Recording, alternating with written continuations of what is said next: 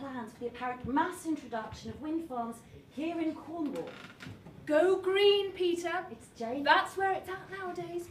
We need to think about saving the planet. When you say saving, do you actually mean merely delaying the inevitable destruction of the earth and unloading this fiery and gruesome end on our godforsaken offspring instead of ourselves?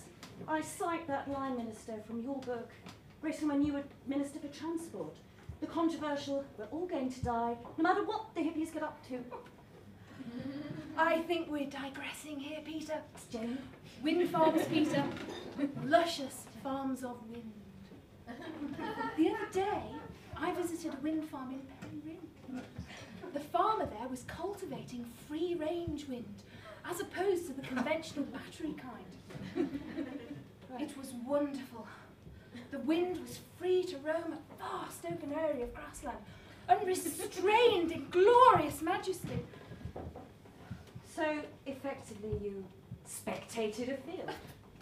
In essence, yes, at least to the layman's eyes. Yes, well, actually. But to an expert like this particular farmer, carefully watching from a deck chair with a tankard of, I think they're probably scrumpy in hand, this was a hot bed of wind action.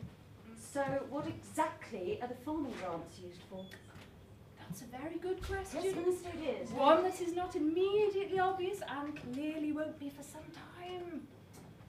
I'm reliably informed that the whole wind farming process needs a close eye of scrutiny. I intend to provide farmers with more of these deck chairs, sun lotion and sunglasses to facilitate this rigorous research process.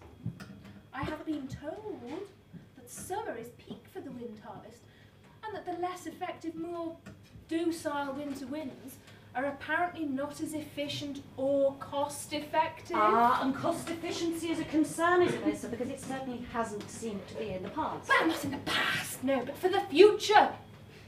The farmers will be able to use this period to apparently complete valuable research into wind farming methods abroad. Obviously in more conducive climates, in time for our summer crop. It's all very seasonal, Peter. It's Jane. It seemed to be a consensus among the knowledgeable Cornish farming community that Hawaii was particularly worthy of research.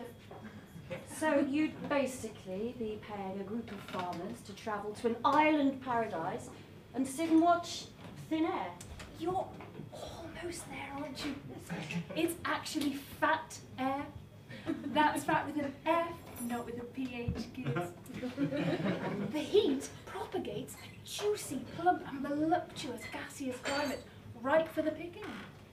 On the subject of picking, it has been reported that you haven't yet managed to fully and economically harness the power of the wind. That's quite right, unfortunately. Well, in that case, the other day, I was late by 3 days for Prime Minister's question time, sitting there in my newly painted wind-drawn carriage. You see, there is very little purchase on the wind, as opposed to something more tangible and, dare I say, visible, like a horse. A horse. Minister, has it occurred to you that these farmers might be pulling the wool over your eyes? Oh, Peter, Jane, please, make no mistake.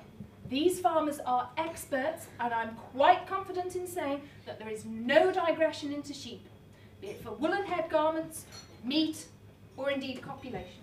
And then, so I have to say it's all a load of hot air. Let's hope so, Peter. God, let's hope so. Jane. Thanks, Peter.